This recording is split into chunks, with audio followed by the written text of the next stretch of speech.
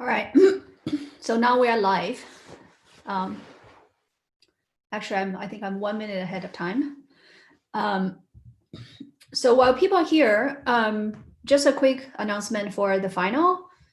That is going to be on everything we have covered throughout the semester. So it's a comprehensive exam. And please utilize the office hours to get ready for the final. So today, what we're going to cover is pretty much everything minus graph. And actually, also, we don't really cover much on probability either because it was from a very recent quiz. So you're going to see a few practice problems from logic, from sets, and from proofs. Okay. All right. So a few announcements. So we have our final homework that is due this Friday. If you look at our grading scheme, that we drop one of the lowest quiz. We also drop lowest homework.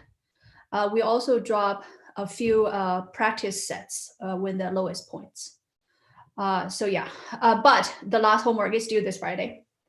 The final exam is going to be on Thursday next week, and please mark your calendar. We're going to try to remind everybody again and again, but it's better to put it on your calendar. It's a fixed time. It's from 3:30 to 5:30 on December 10th, and it's going to be released on Gradescope as before, and also same thing as before. You have half hour to submit it. So you should stop working on your final at the 2-hour time mark and use the remaining time for your submission. And again, the final is going to be comprehensive. The suggestion for getting ready, of course, all the course material, but at least you should go over all the practice quizzes and then also come to review session. So TAs are going to have a final review session also next Monday during the regular TA office hour. Thanks, Zoe and James.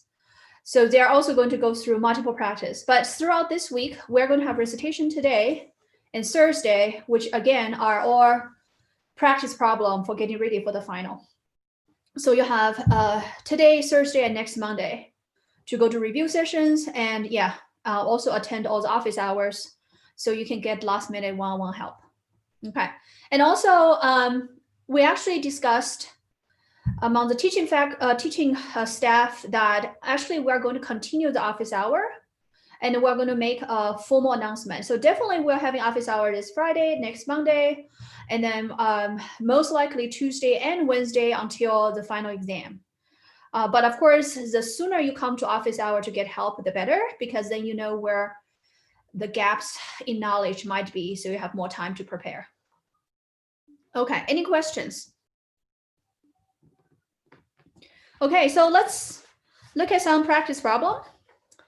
Well, first of all, let's review implications. It has been a very long semester, so when you look at those concepts, they might appear to be quite foreign to you, so we're going to do some quick review. Implication, right? If P in Q, then Q, and its negation is P and not Q, its converse is Q implies P, its inverse is not P implies not Q, and the contrapositive is not Q implies not P. So one of the important properties for implication is that it's logically equivalent to contrapositive, right? So this is at the root of some of the proofs where instead of asking you to prove P implies Q, you can prove the contrapositive statement, which is equivalent to prove the original statement since they are logically equivalent. So the most important and tricky part, if you recall for implication, is even if the hypothesis is false, the implication is still true. So what does this mean? If I have P and Q, if I'm looking at the truth table, if P is true, Q is true, P implies Q is true. But if P is false, doesn't matter whether Q is true or false, the implication is always true. And finally, if P is true, Q is false, this is false, okay? So this last 2 bit here is actually the most important part for implications where sometimes you will forget about this property, where if P is false, the implication is always true, okay? And finally, there's this biconditional, which is if and only if in condition, which is P implies Q and Q implies P. And sometimes you see them as double errors. All right, so let's have a quick question here. It should take you 20 seconds, right? Tell me if the following statement are true or false. There's 3 of them. Okay, any volunteers?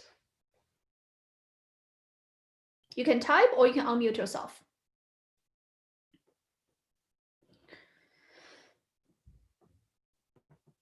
Okay, so how do you solve this? First of all, when you look at this problem, you're going to translate things to P and Q, and you're going to make a judgment whether they are true or false.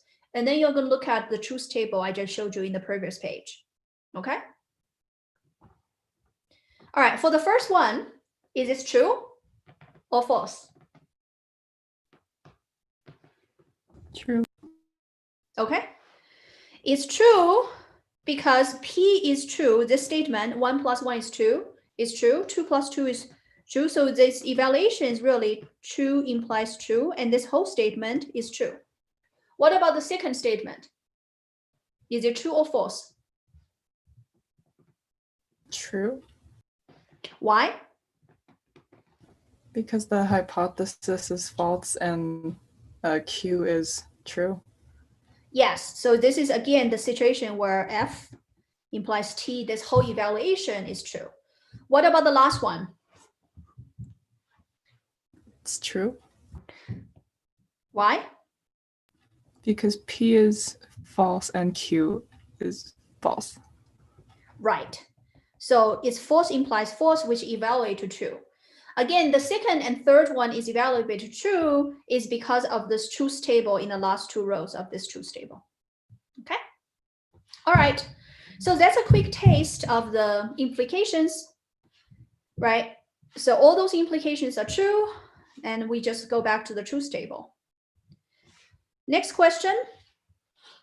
Now using the truth table to prove the equivalence between these 2. So I'm not going to ask you to do the entire truth table because it's quite long. But what I'm going to ask you is try to list all the columns and try to do the first few rows of this truth table. Okay. Okay. Can I get a volunteer? What should be the columns for this truth table? I'll do it. Okay, go ahead. So you have P, Q, R. Mm-hmm. Then P implies Q. Mm-hmm. Not R. Okay, I'm going to put not R right next to R. Yeah. Okay. And P and not Q. Mm-hmm. And then I guess you do the whole, I guess. Exactly, right? Yeah, the left-hand side. Yep. And the right-hand side. Yep. Oh, I think we're missing a not Q, so I'm going to insert not Q somewhere too. So here there's a not Q. So Q, not Q. Good news is that I have space. So those are all the columns you would need. Okay, so can someone tell me what is a high-level picture when I'm saying try to use truth table to justify their logical equivalent? What is the goal of the operation? Or what is the main idea? We want to see if the results are the same. Yeah, so basically you want the last 2 columns to have identical truth values, right? So oftentimes if we ask a question about truth table, you want to have a conclusion is once I derive the truth table, we see that these last 2 columns, they are always equal. That means, they are always equivalent across all possible combinations. Okay. So now if we want to do the truth table, we could say all the possible pairings, right? So let's say I have true, true, true for the initial variable. And then let's do one more. Well, let's do false, false first, because that's what I have written. And let's do false, false, true. And of course, you can do all the following combination, false, true, true, and so on and so forth. Okay, but let's just do the first two, all right? So if P, Q, R are all false, what is not Q? There's a quick question in the chat. Yep. For this question, can we omit R? Why? Why would you omit R? For this, we're doing P implies Q implies not R, right? Mm-hmm. Yep. So how do we fit R into this equation? Oh, so basically what you have, right? The default variables in this truth table is P, Q, and R. That's why I include both R and not R, right? So the default variables, so you're looking at all the possible combinations of those variables. And so, okay. Yeah. So that's why.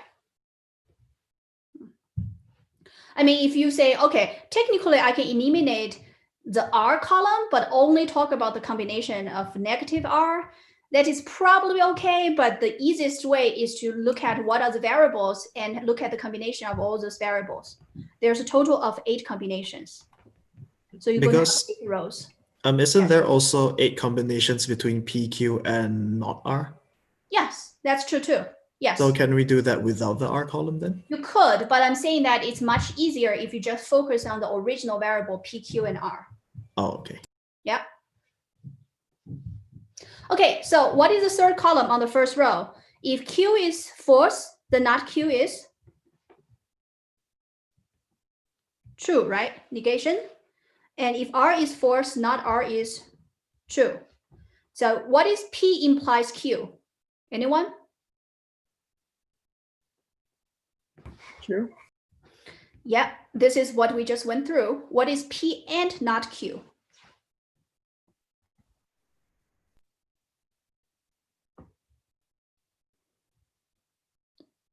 False. Yep, because P is false, so false and anything is false. Now the implication,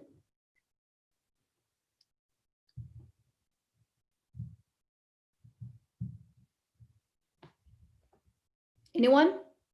The first one, P implies Q, is true. Negation of R is true, so true implies true.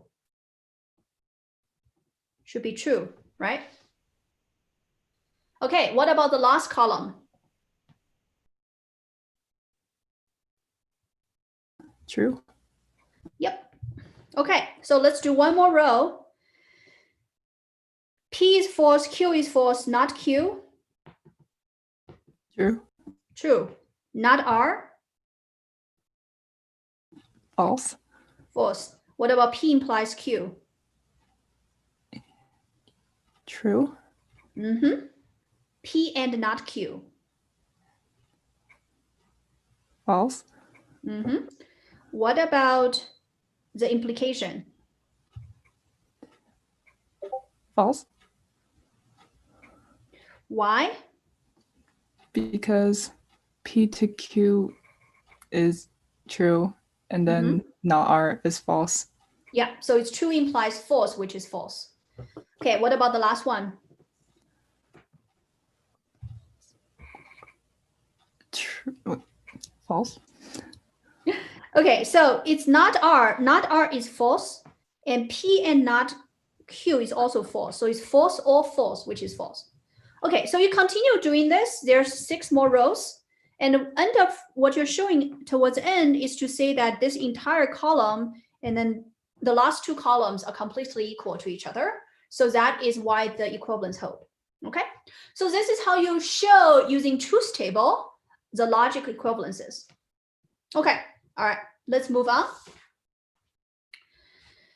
Okay, so now let's move on to proofs.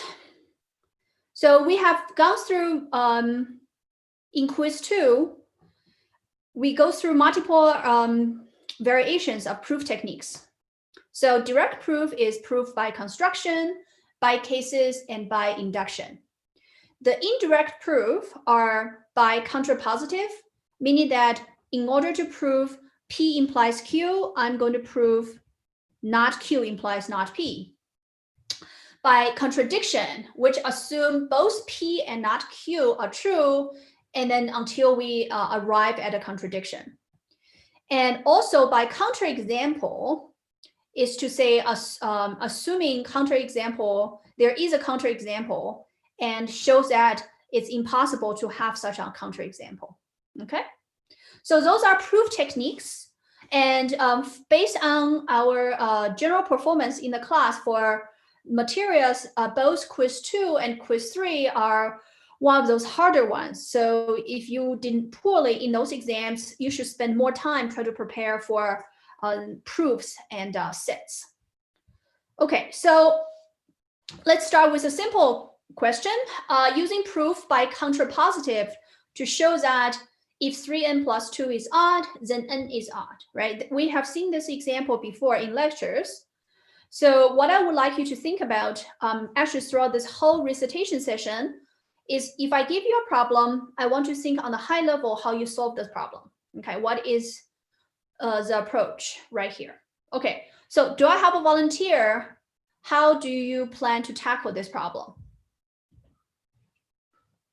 What is the first step when you see this question? On the contrapositive? Yeah, so what is a contrapositive statement?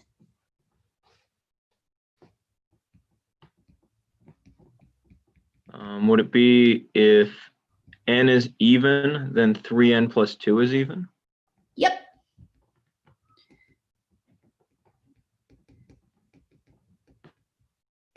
Right, because when you look at the original problem, P is this, and then what the contrapositive is not Q implies not P. So I just write it back in English statement.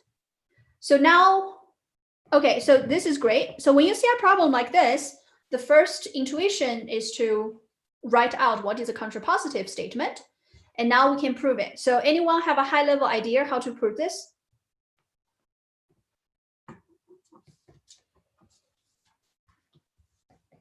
We could use the definition of even and say like let n be I don't know, like an integer such that it's like, yeah, n equals 2k. Yeah, perfect. So the rough idea here, right, when you see a problem that says even or odd, you know the integer expression, because now the hypothesis is n is even, so n is equal to 2k. And now I'm just going to use substitution, right? So 3n plus 2 is 2k plus 2, which is 6k plus 2. And I can factor out a 2. Okay? And then the next step is say by what? What is the next property I'm going to use? Closure? Sorry, what did you say? Like closure of Yeah. addition, multiplication? Yeah, closure of integer under addition and multiplication, right? So this is integer, so that this is integer. Okay, of course, what I wrote here is a sketch. What really needed is in the detail proof, right? This is a detail proof. So the highlight of this kind of proof is, first of all, you need to write out the contrapositive statement. That's a point number 1 for this question. The second part is using the definition of something being even. So it's equal to 2 times some integer. And now you're using substitution to express this new number to be 2 times 3p plus 1.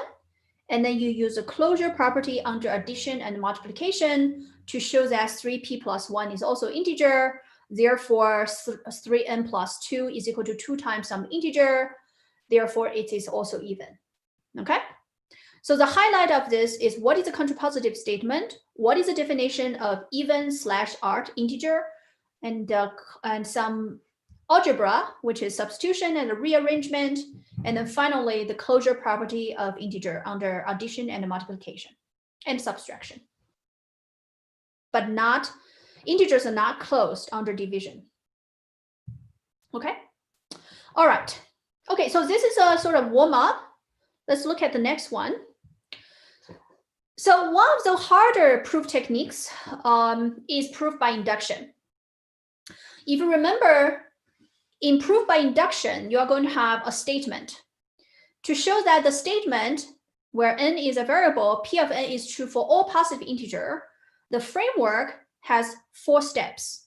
The first step is to formulate what is a problem statement as p of n. Then the second step is a base case, which shows that p of 1 is true, or sometimes p of 2. So it's a first integer in the sequence of this form.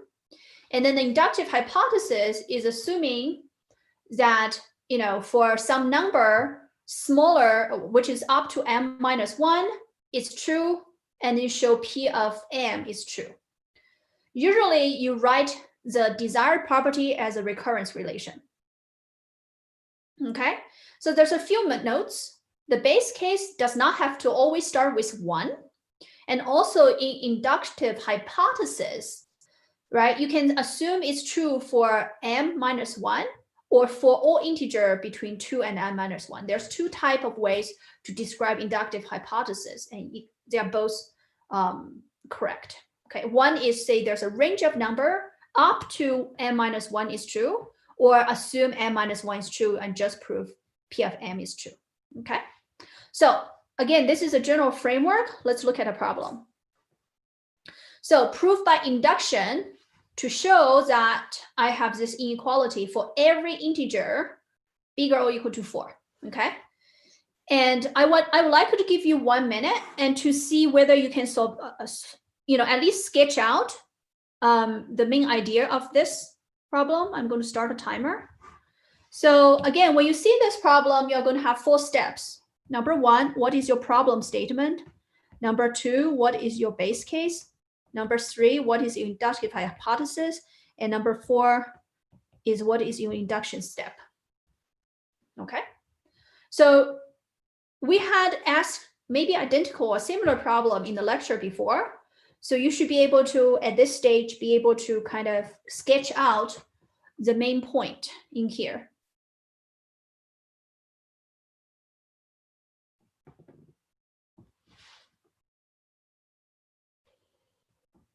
Any questions?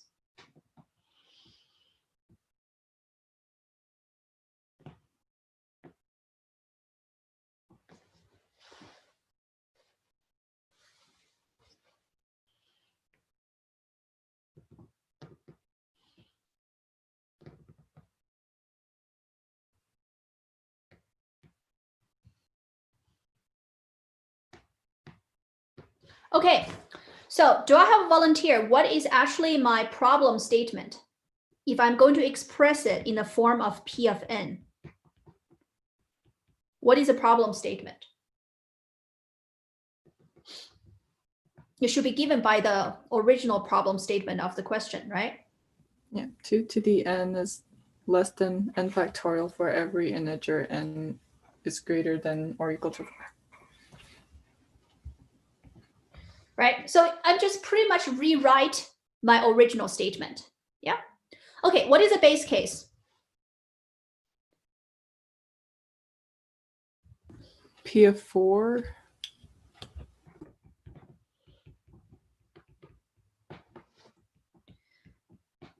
So we want to show p of 4 is true, right? But we need to prove it, right? In order to talk about the base case, we need to first check this problem statement is true for the base case. Since my integer starting at 4, so my first base case is 4. So we need to check p of 4 is true, okay? So on the left-hand side, what we have is 2 to the power of 4, which is equal to 16. On the right-hand side, it's 4 times factorial, which is 4 times 3 times 2 times 1, which is equal to 24. And 16 is smaller than 24. So that means the base case is true when n is equal to 4. Okay. Now, what is the inductive hypothesis? What do we want to assume? Anyone? I assumed P of n is true. And P of m or P of n is true? N. P of n is true. So what? So that is 2 2 to of the n Mhm. is less than n factorial. Okay. So because you are assuming P of n is true, what is inductive step? What do you want to show? I want to show that P of n plus 1 is true. Yeah, perfect. Okay, right. Of course, you can also assume P of n minus 1 is true, and you show P of n is true. Both are okay. Okay. So now, if I assume P of n is true, I want to show P of n plus 1 is true. What is the most crucial step in this proof? Do I have a volunteer here?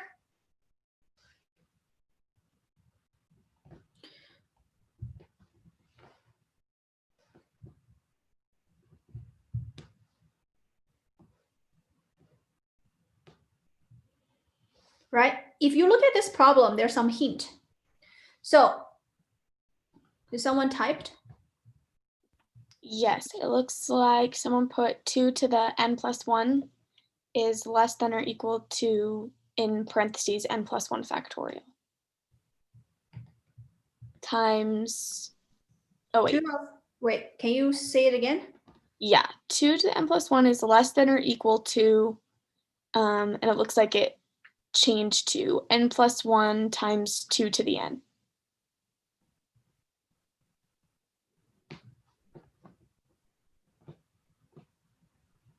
Mm-hmm. Which is equal, well, wait. Okay. Yes. So, okay. So the idea is this.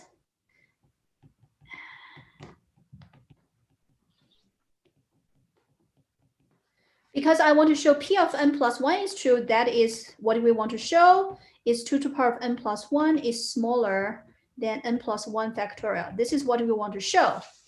And because, so there's some step I need to fill. Because 2 is smaller than n, because n is bigger than 2. In fact, n is bigger than 4.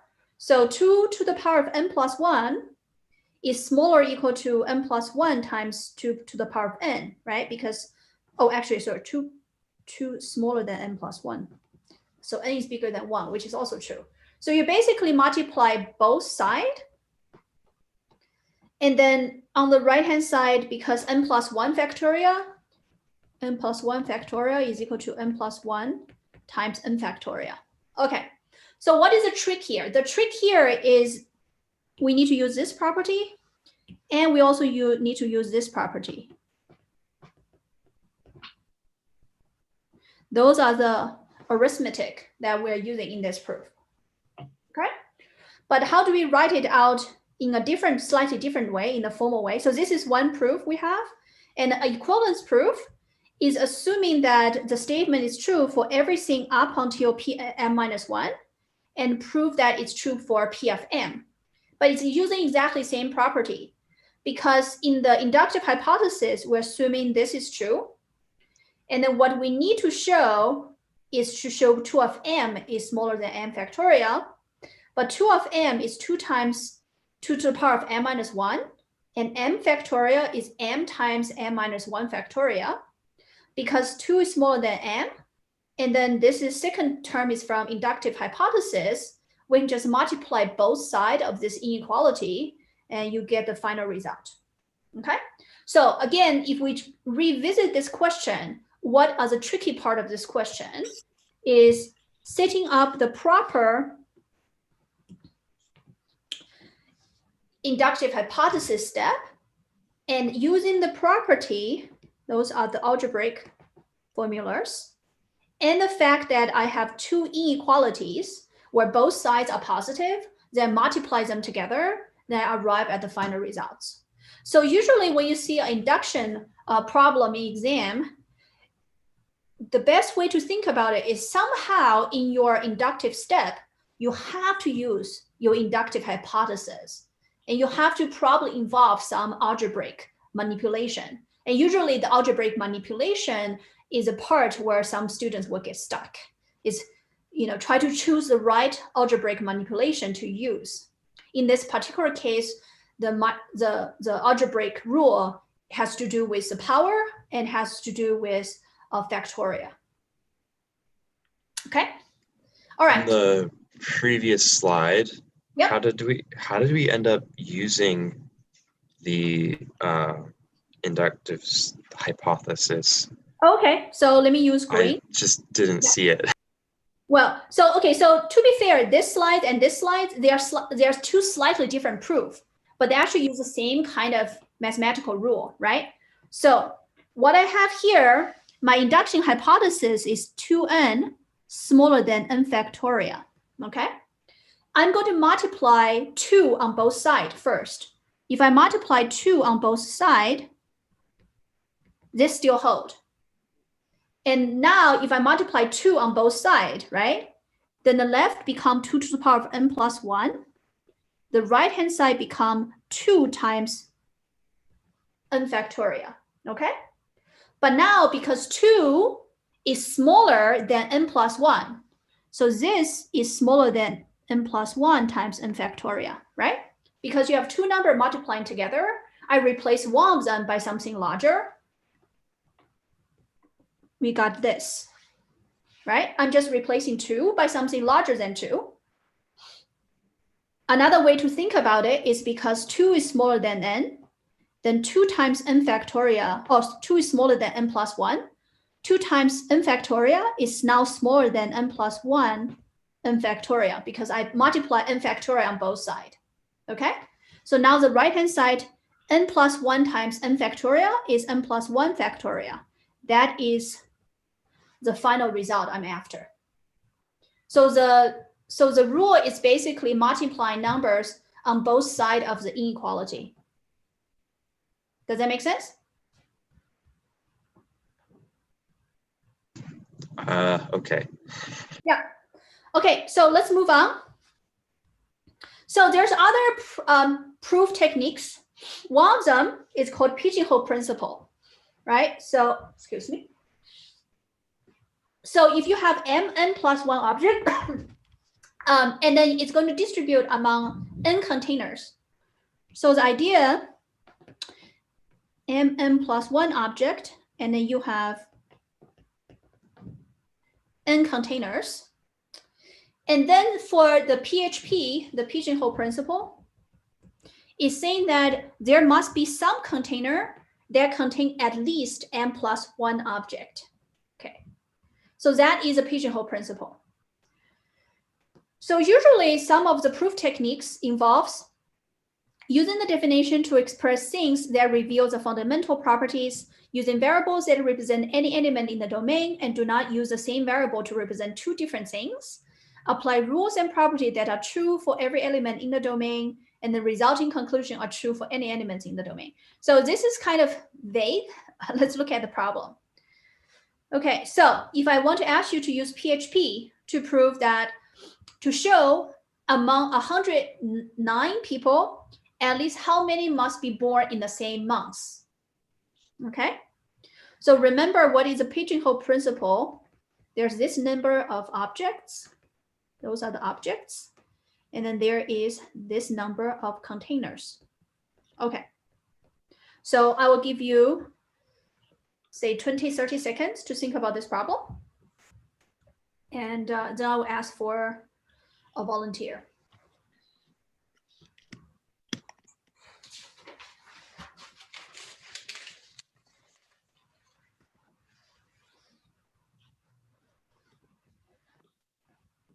Okay, so how do we use pigeonhole principle for this? Okay, do I have a volunteer? Remember what I wrote here. I need to decide how many objects do I have and how many containers do I have. Anyone?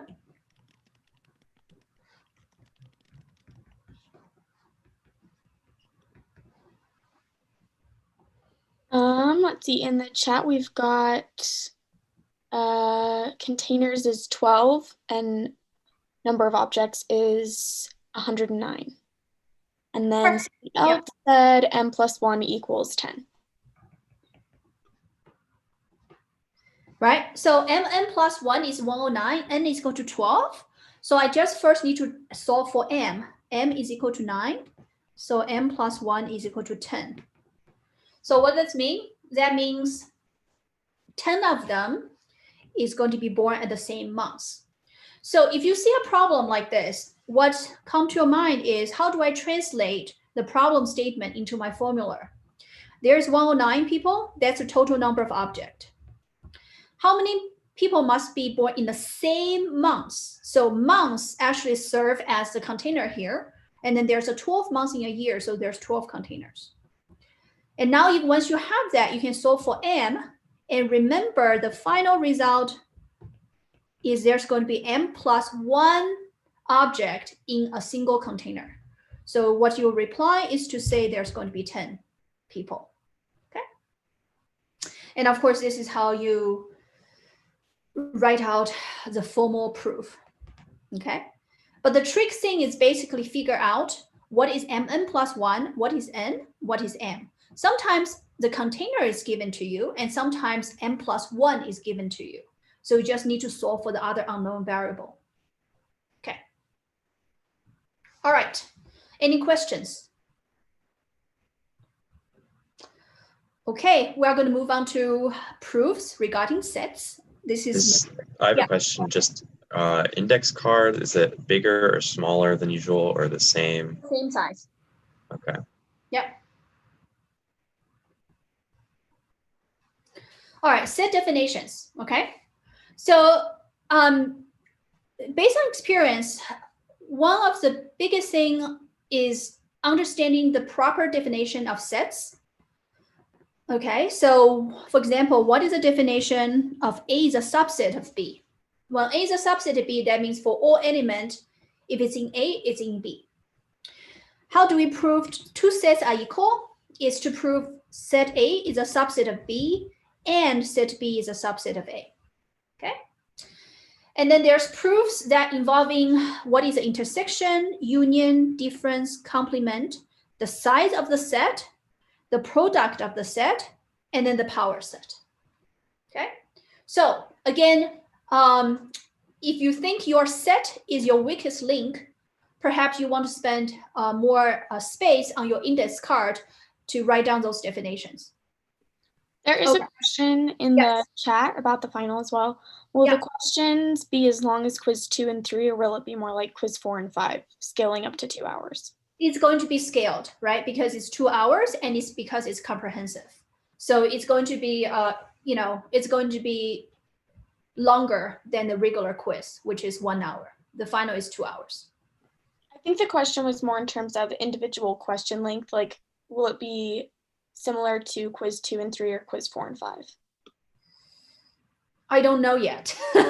What we can do is, by the time we finalize the final exam, we're going to give students a rough idea how many questions are in the final. Okay, and we will try to adjust.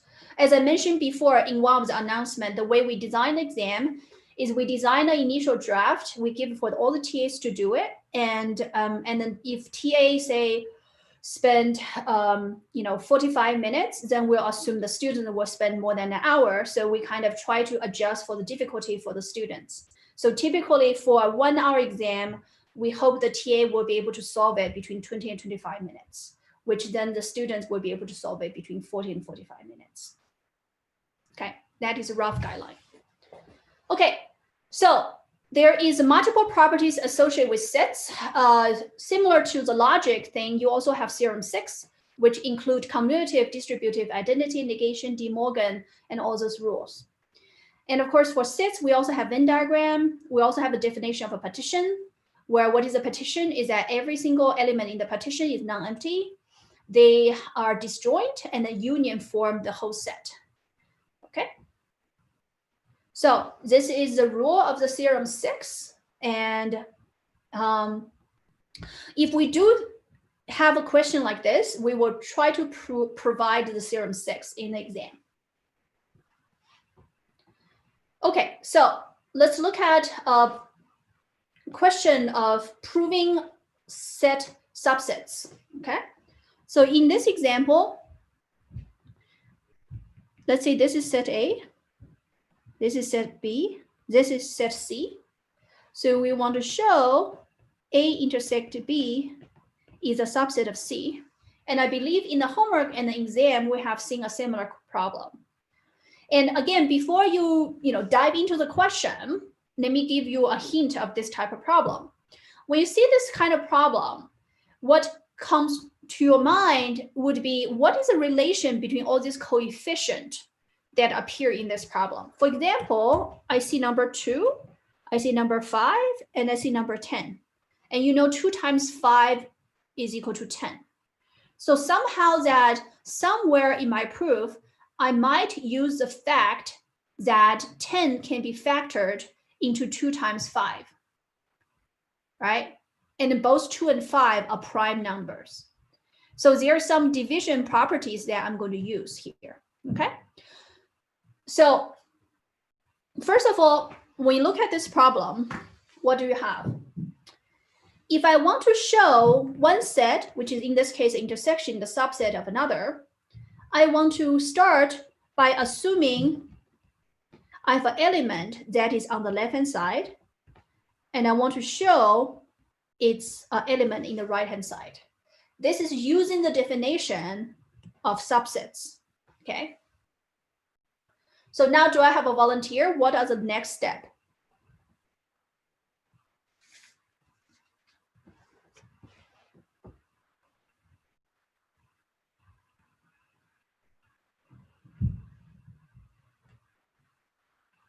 If I have an element in both A intersect B, it means the element is in A and the element is in B, right?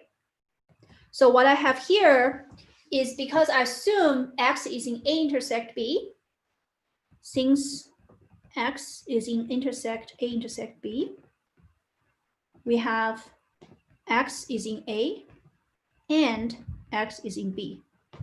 And now this is using the definition. So the first thing, I'm using definition of subset. Here I'm using the definition of set intersection, okay? And now the next step is, now I have the element is in both set. I'm going to write out in the definition of the set A and B. So that means X is equal to 2n plus 1 for some n. And also X is equal to 5k plus 4 for some k, right? And of course, because X is equal to itself, that means 2n plus 1 is equal to 5k plus 4. Okay, so now this is at the most tricky part of this problem. If you arrive here, how do I go from here to the final result on the right-hand side? Because I want to express X in the form of 10m plus 9, okay? So somehow I need to argue about the property between n and k. Okay, do I have a volunteer? What is the next step from here?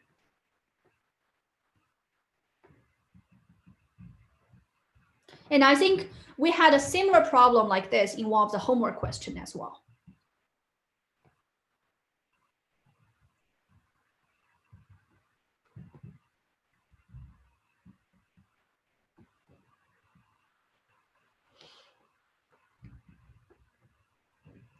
Remember I said at the beginning, I have 10 is equal to 2 times 5. So I somehow need to bring a 5 to the left and bring a 2 to the right, okay? So what I'm going to do, yeah, sorry, go ahead. Could you multiply by 5 over 5 on the left side and 2 over 2 on the right side? Well, if you have an equality, you need to multiply by the same number. But if it's 5 over 5, it's 1. And 2 over 2 is 1. Okay, but then what's the next step? Distributing, not like that, because then you don't have 10n. Mm-hmm. So 5, I don't know, it's just an idea. Okay, but you're getting close. Let me show you something. Someone in the chat suggested adding 1 to both sides. Yep, that's exactly where I'm getting at. If I add 1 to both sides, I can now factor. I can factor 2 on the left-hand side. I can factor 5 on the right-hand side. So this is actually close to what your idea earlier was, but it's done in a algebraic way. So what we do now is to say I add 1 to both sides. Now I can factor out 2, right? So when I factor out 2 on the left-hand side is 2 times some integer. The right-hand side is 5 times some integer, okay? But now, because of this, what does this mean? This means 5 times k plus 1 is equal to 2 times some integer. So this is divisible by 2, right? Or in other way, 5 times k plus 1 is an even number. Because this is even and 2 does not divide 5, that means k plus 2 is even. So the most important part of this problem is to show that k plus 2 is even. So k plus 2 is equal to, say, 2 times p. And now,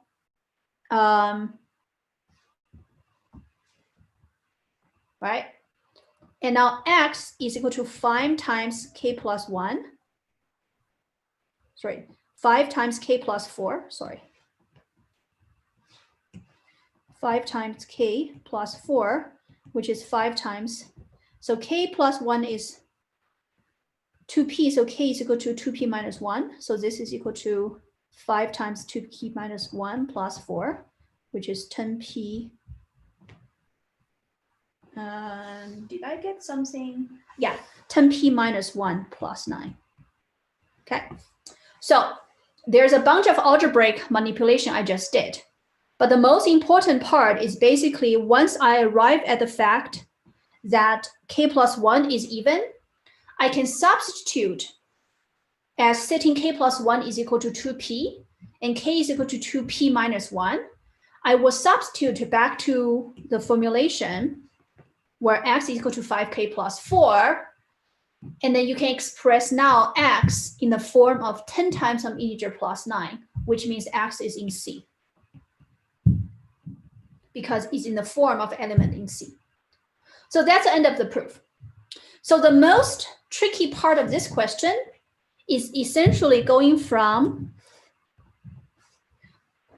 2n plus 1 equal to 5k plus 4 to 2n plus 1 equal to 5k plus 5. Because once you add 2 to both sides, you were able to factor out integer 2 and integer 5 and argue about the property of those integers based on integer division. Okay. So if I write out the detailed proof, this is a detailed proof. Okay. So the most important part is this line here. Factor on both sides, where left-hand side is 2 times some integers, then you argue the right-hand side is an even number. And because it's 5 times some integer, then the integer, to make it even, integer k plus 1 has to be an even number. So this is the most important part of this question. Okay? All right. I think we have time to do one more, hopefully. So another thing that will show up in set proof is the element-wise proof. Giving a set A, show some property applies to every element of A. Okay, so some of those things you might end up using are things like if A is a subset of C, B is a subset of C, then A union B is a subset of C. And then to prove 2 sets are equal, you need to prove 1 is a subset of another. And then, A is a subset of B and B is a subset of A. So this is, I guess, the last proof of today's recitation. And I think we have more questions that you can try to solve after today's lecture. So assuming A union B is equal to B, B union C is equal to C, then we want to show that A union C is equal to C. So if we see this problem, the first thing come to mind is, okay, I want to show A union C is equal to C. What do I need to do? Is I need to show A union C is a subset of C and C is a subset of A union C. Okay, so now under the first part, to show A union C is a subset of C, you basically let an element belongs to A union C. You want to show this element is in C. Again, I'm just using definition of a subsets. But now, because X is A union C, so I'm going to break it down into two separate situations. So there's case I and case I. So the first case and second case. The first case is X is an element in A, and the second case is X is an element in C. And you can prove by both those subcases. And of course, the next one, you're going to have some subcases as well. So this is actually a very interesting problem. I will try to encourage you to try to solve it before you look at the solution. But since we're running out of time, let me give you a hint about what the solution looks like. Before, in order to show those two sets are equal, I need to show the left-hand side is a subset of right-hand side, and right-hand side is a subset of the left-hand side. So that is claim 1 and claim 2 here. Now, under claim 1, we need to show if X is in A, it's also in C. Okay, so what do I do now? When X is in A, by the definition of union, it's in A union anything. So I can union B. Okay, but because A union B is equal to B, we have X is in B. Again, by definition of union, X is in B is in B union anything. So X is in B union C. And because B union C is equal to C, we show that X is in C. Okay. So the reason I'm saying this is an interesting problem is because it's repetitively using the definition of a set union and using the property of the of what's given to you as a part of the statement, a problem statement. Okay. So essentially, the most difficult part of this proof is basically under claim 1, case 1. It's using the definition of a union. Okay. All right. Let me give you a quick overview of the remaining problems. There is Boolean algebra. Of course, the equivalence in Boolean algebra, the equivalence formulation of theorem 6 using plus and dot operations, and then try to prove equivalences. So again, this is a problem I would encourage you to try to do it on your own because it tests your, again, your understanding of all these different rules, okay? All right, so there is, I think there's a few more problems, of course, that goes in here that I don't have time to go over. My suggestion would be try to solve them on your own. And then if you ran out of, if you get stuck, feel free to come to the office hours. So this Thursday, where the TAs are going to go over a bunch of review questions, a few of them are going to be for the graph. Because graph, we don't have graphs, a specific quiz, but graphs, we're going to have one problem in the final that is relevant to graphs. And also, if you look at Canvas, there is a practice quiz for problem in chapter 7. So that helps you understand some of the stuff we learned about graphs. Okay. All right, I'm going to stop recording. And any more questions?